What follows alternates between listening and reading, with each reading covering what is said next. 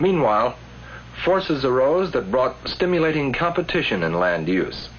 The first impact was the generation and control of energy with the steam engine. What a revolutionary power the steam engine brought. The steam engine made possible for the first time in history a release from the bondage of density. The commuter trains began to move from our cities as people began to respond to the allurement of open space.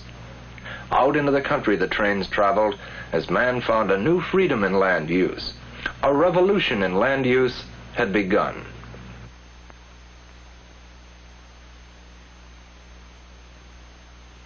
Sometime after the steam engine, the trolley car made its appearance, and here again was a revolutionary impact on city life. From almost every American community, the trolley car widened the horizon and moved out into rural space. We have all but forgotten the rural trolleys with their quaint station stops. We should not forget their influence on land use. We still have and urgently need rapid transit, but the old-time trolley has all but passed with the horse. Finally came the staggering impulse of mass transportation, the motorization of our economy. So new, so powerful, so revolutionary is this force that we have hardly been able to appraise its influence. Moreover, its impact has struck every American community. Americans have been thrown into a state of amazing mobility with freeways for automobiles and buses crisscrossing in all directions. Not only autos and buses, but also fast-moving trucks have brought complete motorization. Mass transportation has accelerated decentralization of cities everywhere, and the rush to outlying areas has often been so great that the congestion of the highway has become as bothersome as the congestion of the city.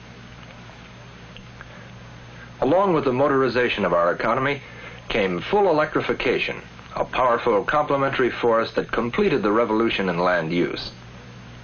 Now we were able to generate and send power all over the continent, resulting in a profusion of mechanical servants for our homes and industries.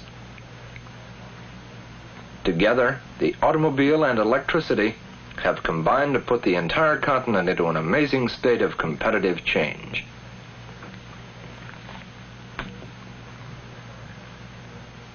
Many of our farms in America are no longer rural and remote. Bulldozers have been active. Streets are crisscrossing our open farmlands. Electric wires are bringing the convenience of electrical equipment everywhere, and new homes are now measured in high-level production figures. Millions of acres have been taken over for housing as a result of explosive expansion and spillover from our cities. This movement has been so general that it might well be said that the frontier has come back to every American community. Outlying residential growth has been so great that large stores have followed. Everywhere, business properties have responded to residential impetus and the movement of automobiles. The commitments that have been made have often been highly substantial, indicating strong confidence in the strength of shopping power in new suburban areas.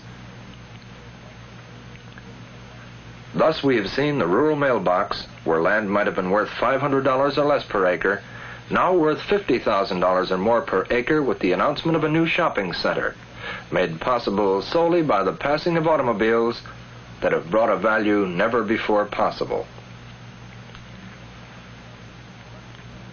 It's startling how rapidly our leading chain stores have been settling in open rural space. Land recently a desert can now support a new hotel because of automobiles. It is not uncommon to see a steady trend of office building construction on our highways. Actually, some of our office buildings are going into really remote settings. Such a location is truly revolutionary for office use and possible only because of the automobile. It is a dramatic illustration of the allurement of open space. And attractiveness is a keynote of many new outlying office buildings. Space and visual appeal are highly competitive with outmoded downtown areas. Even industrial plants are taking on a new look. The most powerful competitive force of all is the new shopping center with its landscaped mall. Some are park-like, beautiful, restful. In this respect, new shopping centers have accented the problem of built-in downtown obsolescence.